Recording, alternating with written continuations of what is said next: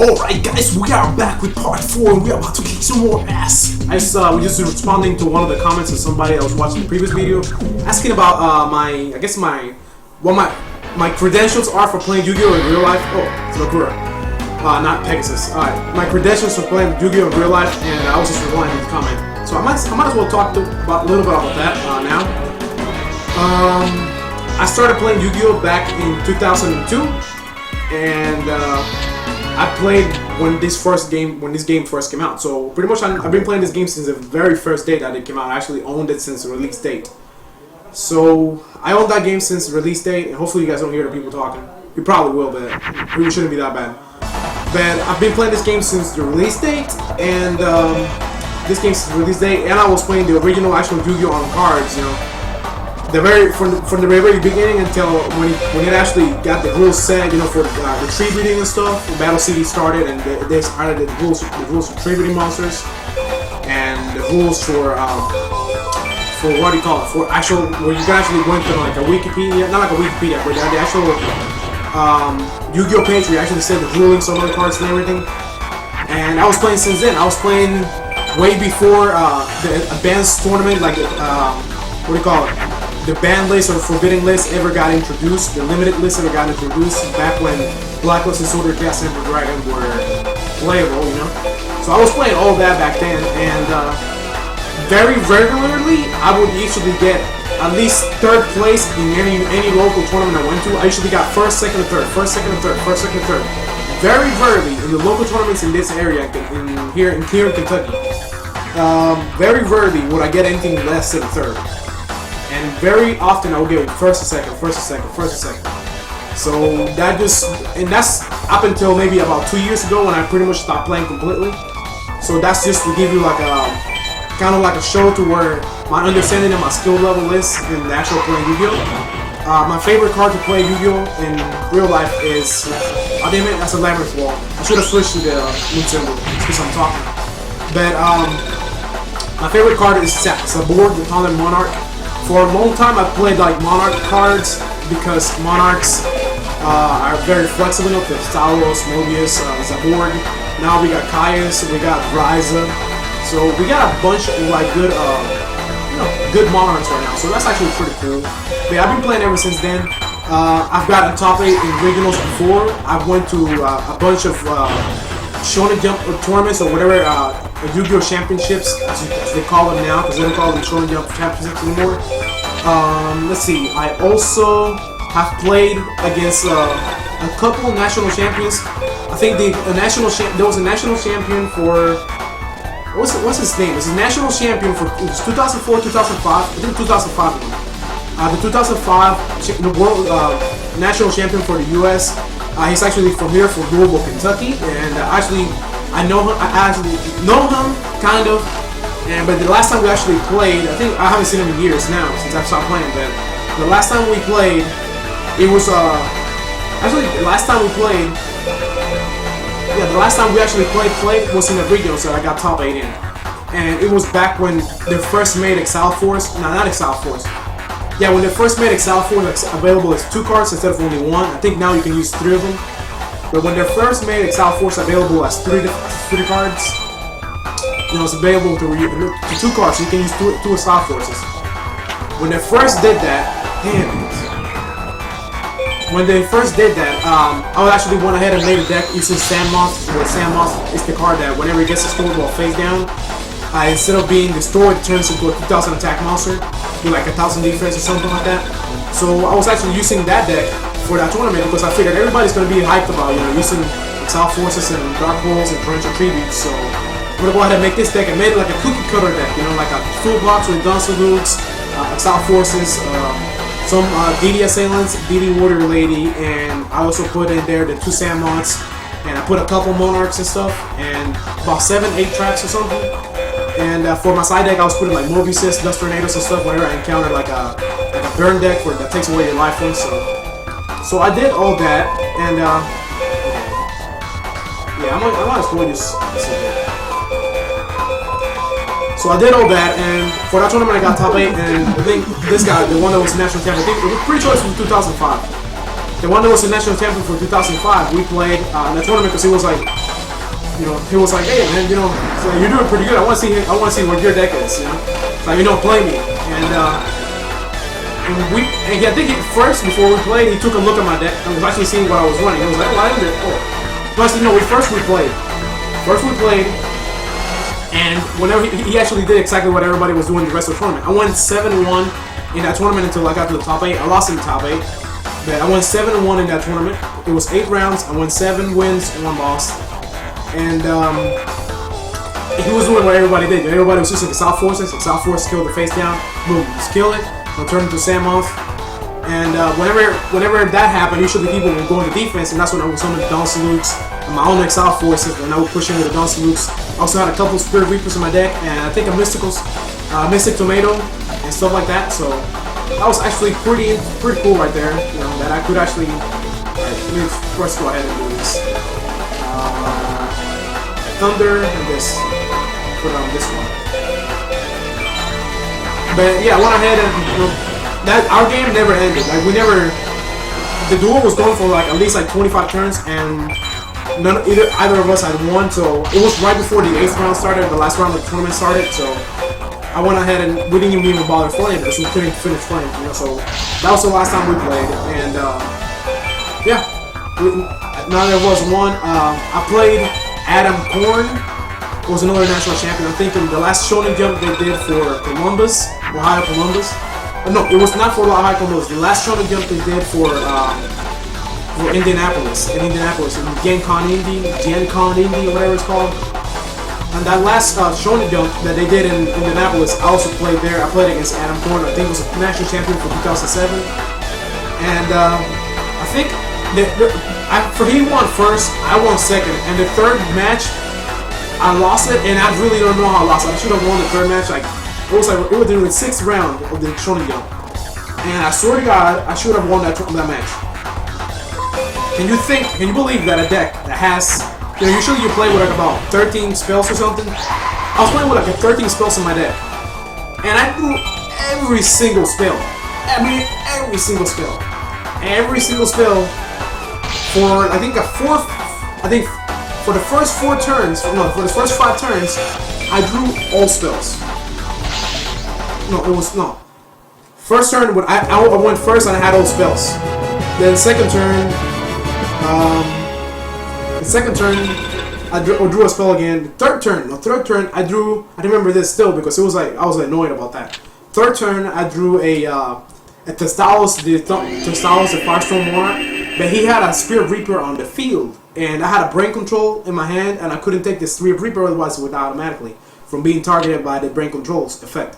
So from its own effect, for being targeted, it gets killed automatically.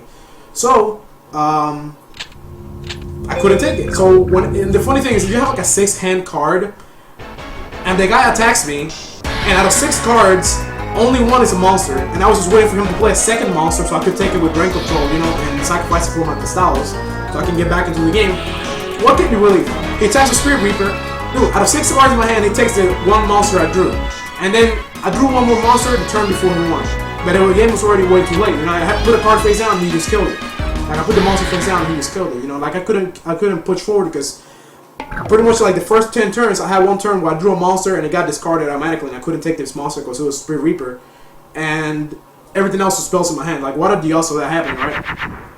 So yeah, that match just went like it.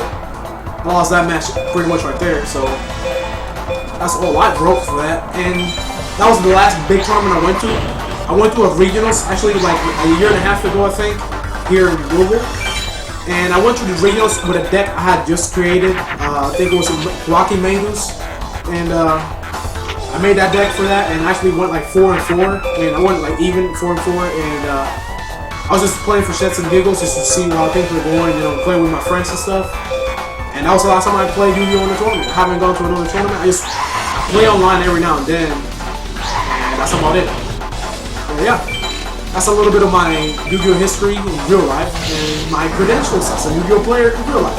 The actual game. So for that person who wondered that, and I've replied to your comment in the other video if you've seen this. And that's all this explains pretty much what I've been through.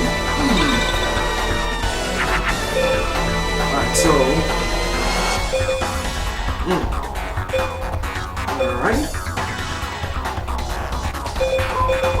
powered up.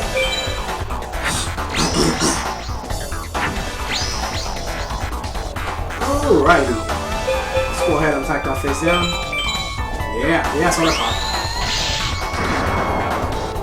Hit you head on, bro. Broski. You lose. You're losing now. You're losing.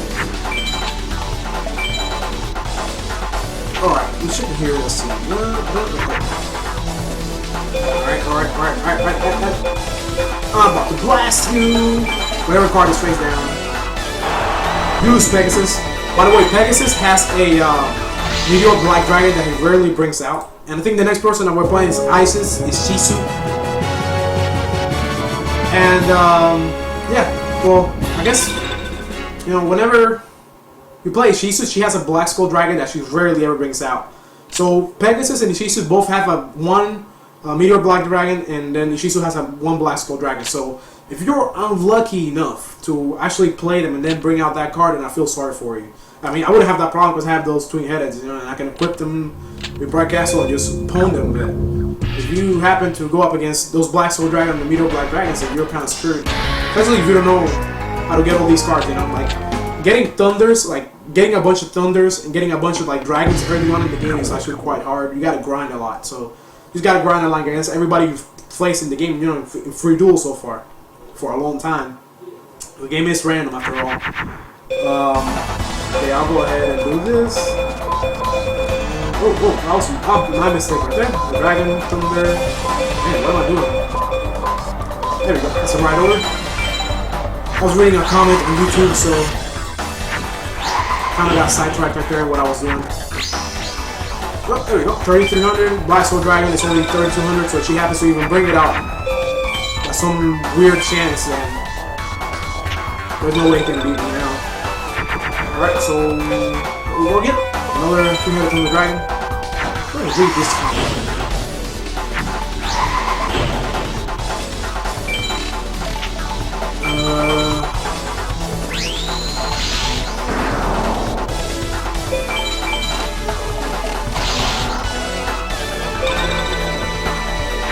Oh yeah, I'm reading the guy comment, he replied to my comment. Yeah, reply to you in this video, so it's gonna be part 4, so I'll actually let you know in the comment when I reply to you next after I finish this part. But what do you call it? Man, poor guy. He's so bad, bro. But what do you call it? Yeah, I don't play anymore because I don't have the time or money to invest in playing Yu-Gi-Oh! Yu-Gi-Oh's gotten kind of expensive. And there's another factor that I hate. They keep bringing out all these new powerful cards every single new season of the show, whatever the new reincarnation of the show. First they got regular Yu-Gi-Oh, then they got GX, and now they got 5Ds. 5Ds. And then they got I'm gonna say 5Ds, and then they got Troubadour, whatever. I don't know what they call them, man. The thing with motorcycles, man. And they got XYZ black monsters and stuff. It was bad enough when they were just doing the regular white cards, I forget their names, that you could bring out by using tuners or whatever, but now that you can just bring out any black XYZ monster by just 2 cards having the same level of monster, 2 level 4s, you can use sacrifice them or stack them on top of each other to bring out the XYZ monster. It's crazy. What made Yu-Gi-Oh! Ideal for me when I was playing it back in the past was that whenever you made a deck, the deck felt like it was yours. It felt like it was themed. That when every deck is going to use XYZs, and every deck has 2 level 4 monsters that people just constantly going to be switching them out for XYZs and stuff, makes no sense. The only thing that I can think of, they should put a limit, like a 1-card limit on all XYZs, all white cards as well. Just leave some space for fusions. Nobody uses fusions anymore at all. They're obsolete. It's retarded. Yu-Gi-Oh's are getting expensive. Old cards are completely useless now. And most decks I use cookie cutters and they don't feel themed anymore. So there you go. That's why I don't play anymore. And there's a lot of noobs still playing. So, and the reason why I don't play Dueling Network is because there's a lot of noobs there. And I don't like playing people who don't know how to play the rules. So I'm gonna go ahead and play against Kaiba. My Millennium Rod is the final item, but the rod whispers to me that I must defeat you. And it's weird because he never actually had the Millennium Rod in the present time. Only when they did that flashback into Yu-Gi-Oh! In the past and stuff, when Yu-Gi-Oh! was a pharaoh, a Tim, then you could actually see him wielding the Millennium Rod, but not here. You know, not there, not there. You know what I mean? You know what I mean? All right, man. All right. Come on, go on, come on. It's gonna be a tough duel. All I got is thunder. So what are the fucking odds? Dump all these. He's probably gonna bring out a Blue Eyes Red Dragon turn 1. I'm gonna blast it with my Raigeki if he does. Blue Eyes Red Dragon is a sun symbol. Yay! Jesus Christ.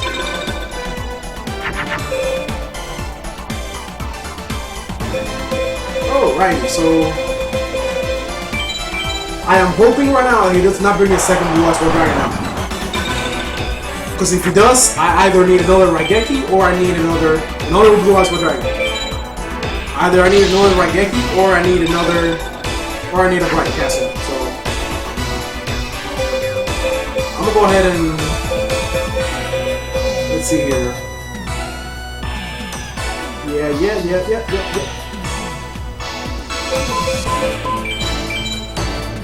I'll leave my Two-Headed Thunder Dragon in attack mode simply because if he brings out another monster, he's gonna have to attack with the Blue Eyes first, so it's gonna deduct some of the damage. Because you don't want the Blue Eyes actually attacking you directly.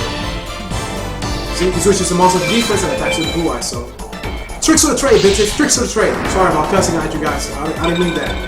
I'm actually quite nice in real life. Alright.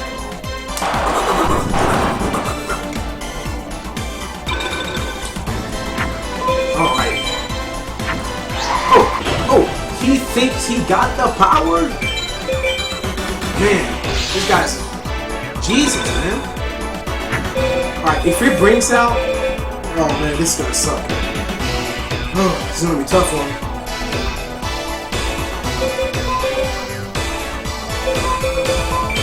Alright, I'm gonna leave. I have to leave my Two-Headed Thunder Dragon. If he does not have to bring out another one or place like a Shadow Spell or something, then... Yeah, Shadow Spell, I knew it. So, my monster loses 1,000. So I lose 1,000 life points, so my life points are 1,000. Jesus, man. So, I got a dragon, plant. I'm gonna go ahead and leave it in attack again. If I hope for God he doesn't have another Shadow Spell. Hope to God. And this is where the luck comes in, okay? Because I'm Tico and I'm badass. Ah, really? Ah, even worse, man.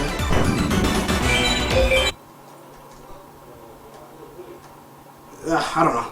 I was gonna quit it, but man, it pissed me off. You know what? I'm gonna have to redo that again. This is incredible. Pissed me off. You know what I'm gonna do? I'm gonna leave that as an example, cause I'm pissed now. I was gonna quit, but now I'm not gonna quit now. I'm gonna leave that as an example. I'm gonna leave that as an example of what happened to me right now. So I'm gonna go ahead and replay all this over again, which you guys won't see. And get to Kaiba, save the game right before I face him, and do the next video battling from him until I get to settle the second. Because I'm like that, you know. Because I'm pissed now. Because now I'm gonna have to revamp my deck so I can go ahead and beat him now. I think I should put more equips. I know that's what I'm gonna do. I'll put more equips. I'll show you guys in the next video. Man, my first freaking loss. What are the odds? But that's actually pretty weird, man. First he plays the Blue Eyes, then he plays the Blue Eyes, then he plays the Two-Headed Thunder Dragon, then he plays the Shadow Spell, then he plays a Crush card. Jesus, man, he went all out on me big time. So, maybe if I had a few traps.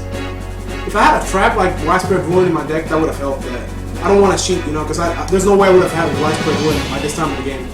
So, anyways, that's it for this video. In the next video, I'll face him again. You guys will see that I'll kick his ass for ever freaking killing me.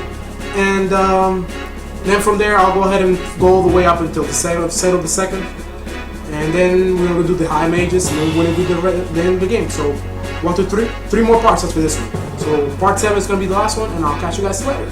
Adios.